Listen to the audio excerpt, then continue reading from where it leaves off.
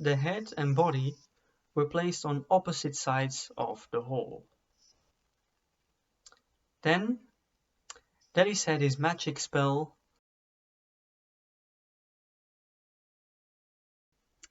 Hello there, I'm Simon. Welcome to my channel. Today's topic is a bit of history. Today I'm going to tell you all about the oldest trick in the book. And I'm not talking about pranks or party tricks or whatever.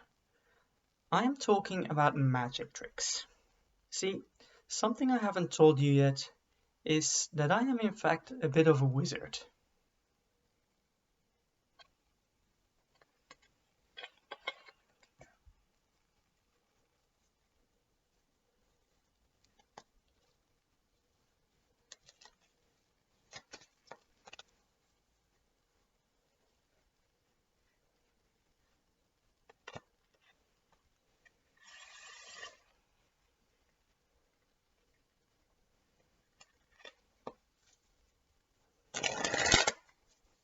So, me being me, I soon found myself asking the question, what actually is the oldest magic trick in history? And the answer is simple, though a bit disappointing. We don't know. We simply have no clue what the first magic trick ever was. There may have been a Neanderthal vanishing pebbles to amaze his neighbors, but we will never know because it wasn't recorded. Not quite the answer you were hoping for, is it? So let's make things a bit more interesting and rephrase the question so we can actually answer it. What was the first magic trick ever recorded? Now this is a question we can work with. Most magicians, including Penn and Teller, will tell you the oldest trick is the cups and balls. But is it? But before I even attempt to debunk that, let's bunk it. Let's see the evidence. Tradition has it that the cups and balls was popular with the ancient Egyptians, but I can't seem to find any real evidence for that. The only thing that could be considered evidence is the depiction of it in the tomb of a guy called Paquet III in Beni Hassan, which dates back to about 2500 before the Common Era. Problem is, it's not entirely clear what these guys are actually doing, is it? Like, it's not impossible that this is a cups and balls, but it might as well be something completely different. Other possible interpretations are, for example, that they are playing some sort of game that's long since forgotten, or that these are some sort of breads or even bongos. The simple truth is that we don't know what they are doing, so it takes a bit of a leap to consider this evidence of ancient Egyptian cups and balls.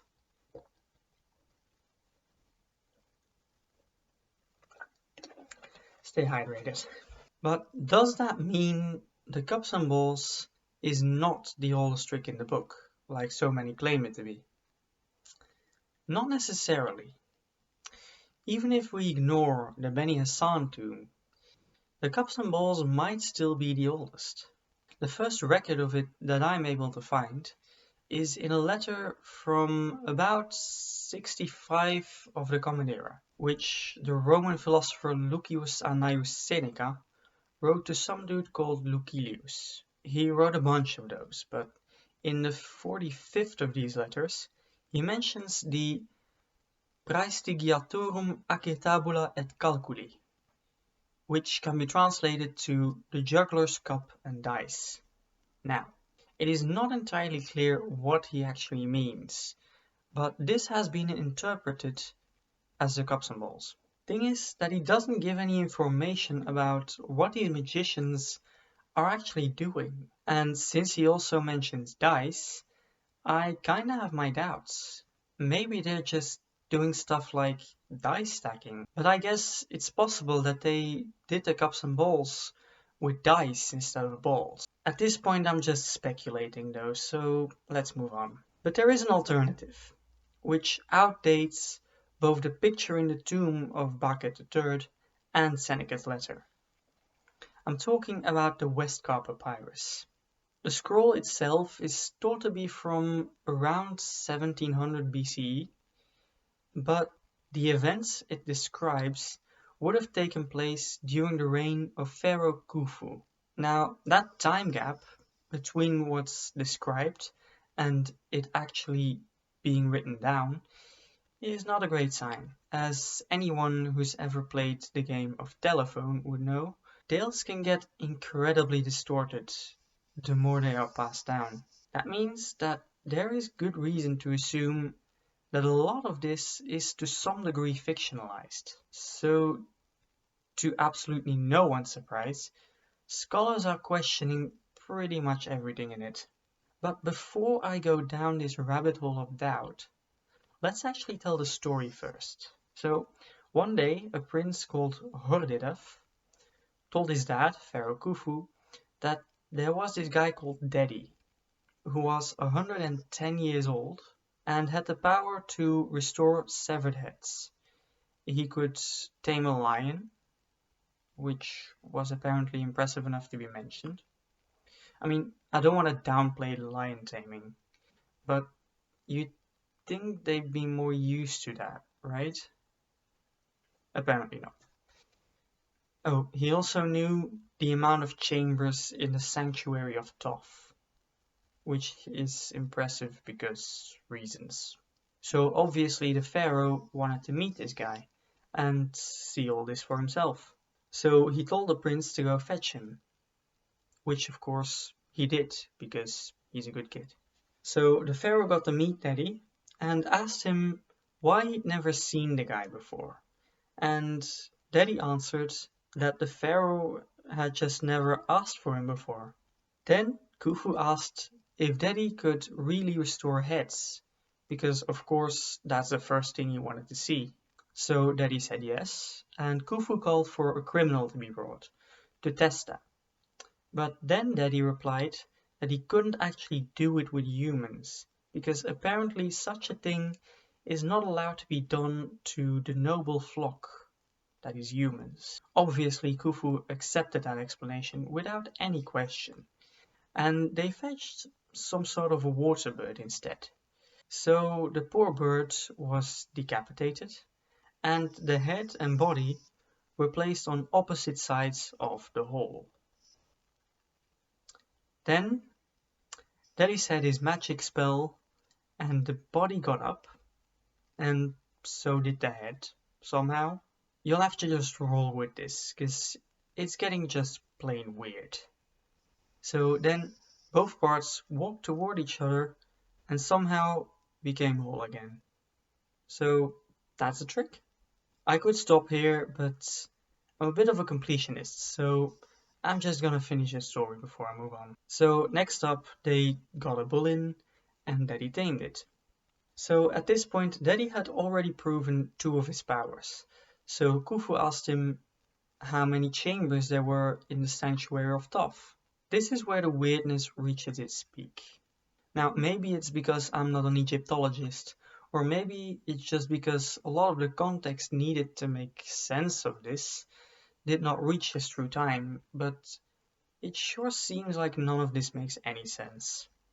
Just a warning.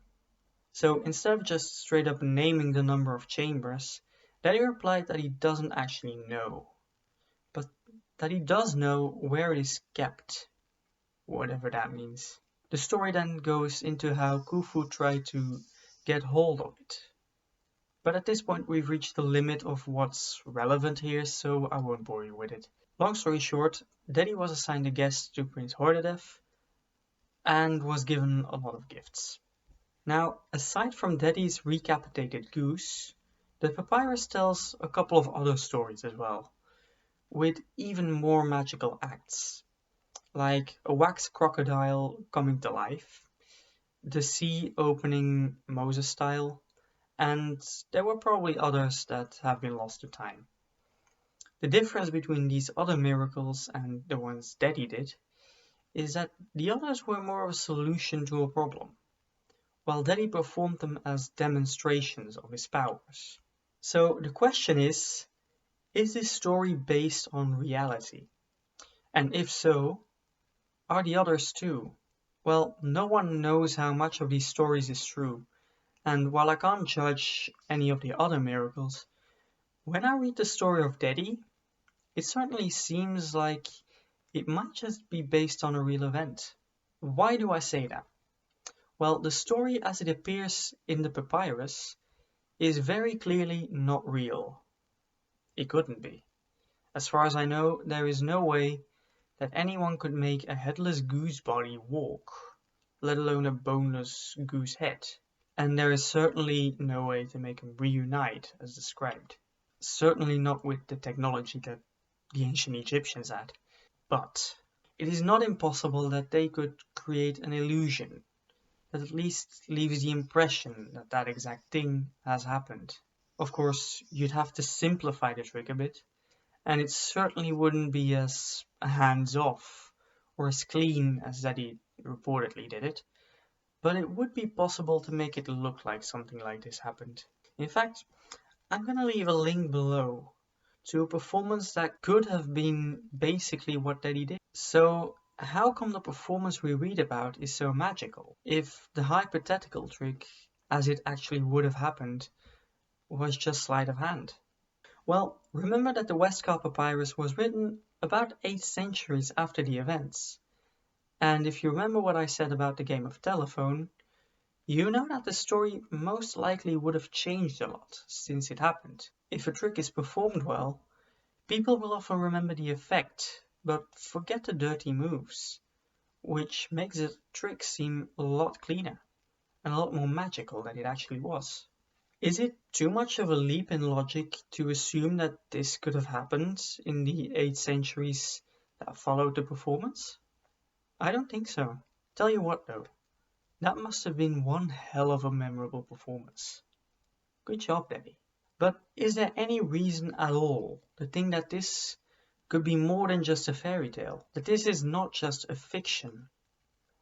Admittedly, not a lot. But yes, there is. When we look at the actual performance, remember how the pharaoh asked Daddy if he can actually restore heads, and Daddy said yes. Then Khufu called for a criminal, so that he could prove it. But interestingly, Daddy said that he couldn't do it with humans, giving some sort of excuse for it. Why is this part included? If it was complete fiction, wouldn't Daddy just do it with a criminal? And if it was for some perhaps symbolic or religious reason, important that it was a bird, wouldn't the writers just let him do it with a goose, without even mentioning a criminal? It seems more likely to me that in the case that this had really happened, this part would have just been left out, then that a writer would have added it if it hadn't happened. So the inclusion of this line makes me think that perhaps this actually happened. Of course, I have no idea if this is true, but the least you can say is that if it isn't true, those writers made some weird choices. Time to form some sort of conclusion. It seems that even with the rephrasing of the question, the answer is still rather depressing. We still don't know. There is simply not enough evidence to prove anything one way or the other. We have a painting in a tomb and a letter from 1st century Rome, neither of which are exactly clear in what is actually happening. And then there's that papyrus, which can't be proven to be a true story. So basically there's 2 contenders for this title, neither of which are to me convincing beyond reasonable doubt. However, if we want to name the oldest trick in recorded history, I would give it to Daddy, because at least we know what he's actually doing. And at this point, I'm gonna call it a day. This video is gonna be long enough as it is. Which brings us to the YouTube thing. You know the drill. Comment, like, subscribe, share, ring the bell, etc. Thanks for watching.